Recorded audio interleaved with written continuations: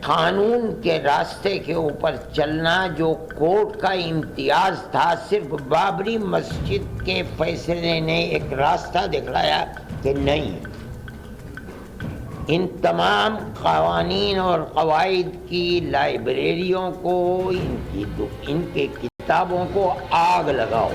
ने फैसला सबूतों पर किया। सबूत चीख चीख कर बता रहे थे कि ज्ञानवापी के तहखाने के नीचे हिंदू मंदिर के चिन्ह हैं। दीवारों पर, खंभों पर, हर जगह इसके सबूत दिखे। फिर निर्णय आया। फैसला 30 साल से बंद पूजा पाठ को दोबारा शुरू करने का था। इधर तहखाने में पूजा की घंटी बजी, उधर इस्लामी संगठनों के उलेमा मैदान में उतर आए और सीधे सीधे देश की न्यायपालिका की नीयत पर ही सवाल खड़े करने लगे।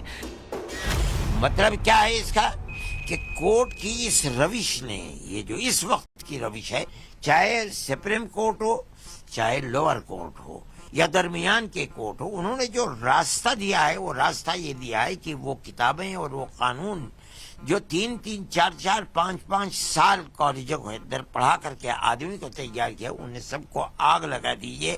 अकीदत की बुनियाद के ऊपर, आस्था की बुनियाद के ऊपर जो फैसले आएंगे वो फैसले किए जाएंगे। ये वही मौलाना अरशद मदनी है जो सिर्फ 42 दिन पहले ये कह रहे थे कि बाबरी ढांचे के मामले में सुप्रीम कोर्ट का फैसला हमें कबूल है। ये वही मौलाना मदनी है जो कहते दिखाई दे रहे थे कि राम जन्मभूमि पर सबसे बड़ी अदालत के फैसले को हम आखिरी मानते हैं। अब पुराने और नए बयानों को एक साथ सुनिए। लेकिन मैं इसको आस्था की बुनियाद पर नहीं समझता। आस्था की बुनियाद पर तो जब होता है जब वो ये कहते कि ये मस्जिद राम जन्मभूमि की जगह है, मंदिर था, उसको तोड़ करके बनाया गया। उन्होंने तो ये नहीं कहा। सुप्रीम कोर्ट के इस फैसले ने, आप खुद दुनिया को देखें, मुल्क को देखें, इस फैसले ने कि हम अकीदत की बुनियाद पर इस मस्जिद को तोड़वा करके हम अखाड़े को देते हैं, इसने जो रास्ता दिखलाया है, उस रास्ते दिखलाने के बाद फूट पड़े हैं मसाइल के इस मस्जिद को भी लो, इस मस्जिद को भी लो, इस मस्जिद को भी लो, इसके ऊपर भी। जैसे ही ज्ञानवापी के तहखाने के ताले को खोलने का मामला सामने आया, वैसे ही इसे रोकने के लिए मुस्लिम पक्ष के लोग आधी रात के बाद सुप्रीम कोर्ट पहुंचे। मुस्लिम पक्ष को हाई कोर्ट जाने का निर्देश मिला। पल भर में उलेमाओं का न्यायपालिका से इसको लेकर भरोसा ही उठने लगा। कोर्ट पर आस्था की बुनियाद पर फैसले देने के आरोप लगने लगे। सीधे सीधे कह दिया कि कोर्ट कानून के रास्ते पर नहीं चल रही, आस्था की बुनियाद पर आगे बढ़ रही है। मेरा मसला तो सिर्फ और सिर्फ इस वक्त अदालत, कोर्ट, सुप्रीम कोर्ट से लेकर लोअर कोर्ट तक जो तरीका कार है, जिस रास्ते के ऊपर कोर्ट चल रही है, ये रास्ता इस चीज से मायूस कर रहा है कि हिंदुस्तान के कोर्ट से कोई अकलियत अपने मसले में हक हासिल कर सकती है। ये मेरे नजदीक बहुत बड़ा एक ट्रेजेडी है। जब मुस्लिम उलेमा अपने ही रुख से पीछे हटने लगे हों, एक फैसले के बाद रंग बदलने लगे हों, तो फिर सियासतदान कहां पीछे रहने वाले थे। जरा AIMIM के अध्यक्ष असदुद्दीन ओवैसी को सुनिए, जिन्हें आज की भारत की लोकतांत्रिक व्यवस्था हिटलर शाही नजर आने लगी है। हमारे वजूद को खतरा है और मैं बड़ी जिम्मेदारी के साथ कह रहा हूं कि जज्बात में लाए बगैर कह रहा हूं कि आज 17 करोड़ मुसलमान अपने आप को ऐसा समझते हैं कि जिस जमाने में हिटलर के जमाने में यहूदी अपने आप को समझते थे। भारत के मुसलमानों से उनकी शनाख्त को छीनना चाहते हैं। ख्वाजा अजमेरी के आस्थाने पर चादर बिछाइए, मगर आप जो चादर मुझसे छीनना चाह रहे हैं मेरी मस्जिद है। आप हर मस्जिद को छीनना चाहते हैं। आप बताइए 17 करोड़ मुसलमानों को क्या पैगाम दे रहे हैं आप कि आप हर मस्जिद को छीन लेंगे। नरेंद्र मोदी इस मुल्क में तारीख लिखना चाहते हैं। क्या तारीख लिखना चाहते हैं कि मैंने इस देश को, गांधी अंबेडकर के देश को मैंने हिंदू राष्ट्र बना दिया। पहले मस्जिद को चादर बताया, फिर इस चादर को छीनने के आरोप लगाए, फिर भारत को हिंदू राष्ट्र बताने लगे। वो वैसे तो यहीं तक रहे। उनकी पार्टी के नेता वारिस पठान तो एक कदम और आगे निकलते दिखाई पड़े। न्यायपालिका की नीयत पर ही सवाल दाग दिया। इस पर बहस गर्मा गई। अंजुमन इंतजामिया कमेटी के वकील ने भी कहा था और हमारा भी ये कहना है कि जो अदालत का फैसला आया वाराणसी कोर्ट का, वो गलत फैसला है। वो फैसला पर से जो प्लेसेस ऑफ वर्शिप एक्ट 1991 है उसका उल्लंघन है। अब देखने वाली बात यह कि इसी कोर्ट ने 17 जनवरी के दिन डिस्ट्रिक्ट मजिस्ट्रेट को अपॉइंट किया था एज ए रिसीवर ऑफ वो जो तहखाना, जो सेलर था उसका, उस टाइम कोई इजाजत नहीं दी गई थी कि वहां पे आप प्रेयर कर सकते हैं। अब जिस दिन इनका जाने का दिन था, लास्ट दिन उन्होंने ये ऑर्डर दे दिया और उन्होंने कहा 7 दिन के अंदर ये सब हटा दिया जाए। मगर इतनी घाई थी, किस अपील करने का भी टाइम नहीं दे रहे, कुछ नहीं, और रातों रात जाकर वहां पर पूजा शुरू कर दी। आरिफ भाई ने अपनी बातों में एक बात कही, जरा उसको नोट करिएगा। ये साहब का जाने का आखिरी दिन था, उन्होंने आदेश पारित कर दिया। आई एम सॉरी सर, आप कोर्ट के इंटेंशंस पे एक मैलाफाइड इंटेंशन एट्रीब्यूट कर रहे हैं। आपको इस केस के डेट ऑफ इवेंट्स नहीं पता है। कोर्ट और जज की नीयत पर सवाल उठाने वाले ऐसे बयान तब सामने आए हैं जबकि ज्ञान वापी के मामले में एएसआई की सर्वे रिपोर्ट ने कई सबूत सामने रख दिए हैं। सवाल है कि अगर मस्जिद में बुत परस्ती नहीं होती तो फिर बुतें यानी मूर्तियां आई कहां से, हिंदू मंदिर के चिन्ह आए कहां से। ज्ञान वापी मस्जिद के परिसर में तहखाने से लेकर बाहरी दीवार तक में हिंदू प्रतीक, वास्तुकला और चिन्हों से लेकर शिलालेख जैसे सबूत मिले, लेकिन मुस्लिम उलेमाओं और ओवैसी और उनकी पार्टी के नेताओं की नजर में शायद सबूतों की कोई अहमियत नहीं। इनकी सबसे ज्यादा नाराजगी वाराणसी के पूर्व जिला जज अजय कुमार विश्वेश से है, जिन्होंने अपने कार्यकाल के आखिरी दिन ज्ञान वापी के तहखाने का ताला खोलने का फैसला सुनाया। टाइम्स नाउ नवभारत ने एक जिम्मेदार चैनल होने के नाते सीधे रिटायर्ड जस्टिस अजय कुमार विश्वेश से बात की। मेरी प्रतिक्रिया यही है कि मैंने जो भी आदेश किया इन अकॉर्डेंस विद लॉ और जो एस्टेब्लिश्ड लीगल प्रिंसिपल्स हैं और रूल्स हैं उनको फॉलो करते हुए दिया है, और जो हमारे यहाँ न्यायिक प्रक्रिया है उसके अनुसार दिया है।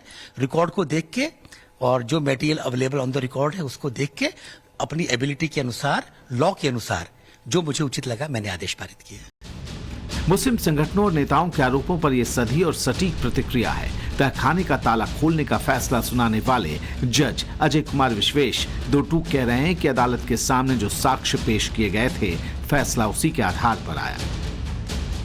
इन फैसलों को देते समय आपके जहन में क्या आता था और वो कौन से ऐसे सबूत थे, साक्ष्य थे जिसके बिहार पर आपने ये फैसले दिए? मेरे दिमाग में यह आता था मैं जो भी फैसला करूं वो अपने अभिलेख को देख के, अपने रिकॉर्ड को देख के, सामग्री को देख के करूं और जो सीपीसी के लीगल प्रिंसिपल्स है उसके अनुसार करूं, और मैंने वही किया।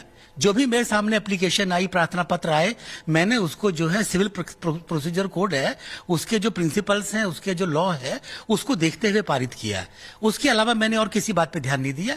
मुझे यह है कि मुझे जो भी आदेश करना है अपने रिकॉर्ड को देख के, सीपीसी को देख के, लॉ ऑफ द लैंड को देख के करना है। इसके अलावा मेरे मन में और कोई बात नहीं आई। कहते हैं कि अगर कोई आंखें मूंद कर हर तरफ अंधेरा होने की बात कहे तो क्या कहा जाए। कल तक अरशद मदनी कह रहे थे कि अयोध्या विवाद में सुप्रीम कोर्ट के फैसले ने बाबरी के पक्षकारों के दावों को सही बताया और फैसला आस्था के आधार पर नहीं तथ्यों पर हुआ, लेकिन उनके बोल अब बदले हुए हैं। सवाल है कि बोल क्यों बदले, लेकिन उससे पहले कानून के जानकारों की इन बातों को भी गौर से सुना जाना चाहिए। जो भी आदेश दिया वो कानून के अनुसार, जो हमारा सीपीसी है, जो हमारे अदर लीगल प्रोविजंस है, उनको ध्यान में रखते हुए दिया।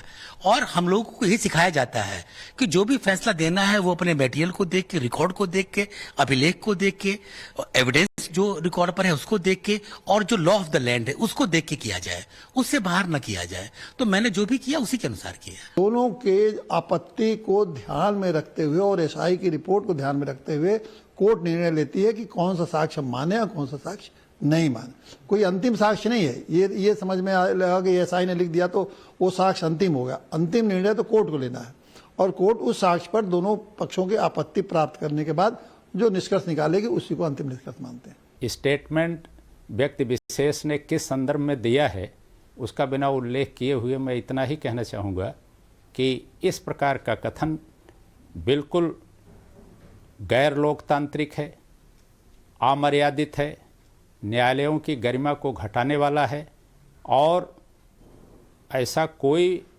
परिदृश्य देश में नहीं है जिसके आधार पर यह कहा जा सके कि न्यायालय निष्पक्ष नहीं है अथवा नागरिकों के किसी समूह का विश्वास, भरोसा न्यायपालिका में कम है।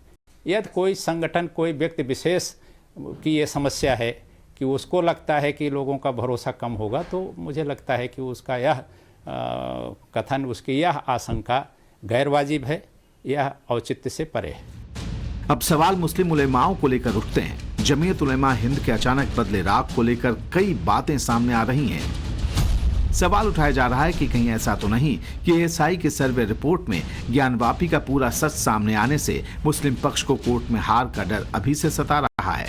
कहीं ऐसा तो नहीं कि मुस्लिम पक्ष को लगने लगा है कि अब अपने दावे को साबित करना आसान नहीं होगा, क्योंकि जब अदालत पर भरोसा है तो फिर न्यायपालिका की न्यायिक निष्ठा पर सवाल क्यों उठाए जा रहे?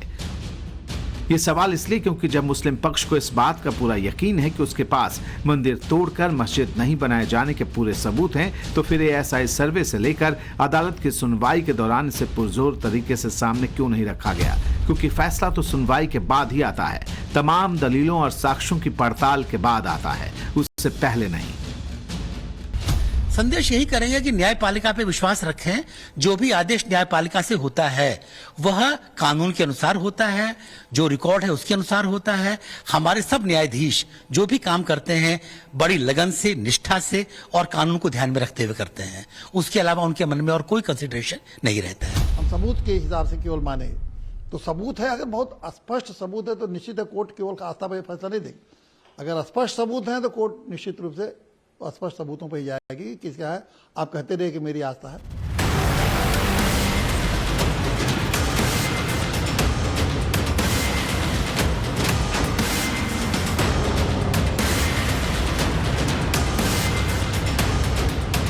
ज्ञान वापी विवाद से जुड़े अभी कई मामलों की अदालत में सुनवाई होनी है। हर याचिकाकर्ता की मांग अलग अलग है और हिंदू पक्ष से जुड़ी ये अलग अलग मांग मुस्लिम पक्षकारों की आशंकाओं को लगातार बढ़ा रही है। इसी से समझा जा सकता है कि आने वाले दिनों में ये मामले कितने चौंकाने वाले साबित होंगे।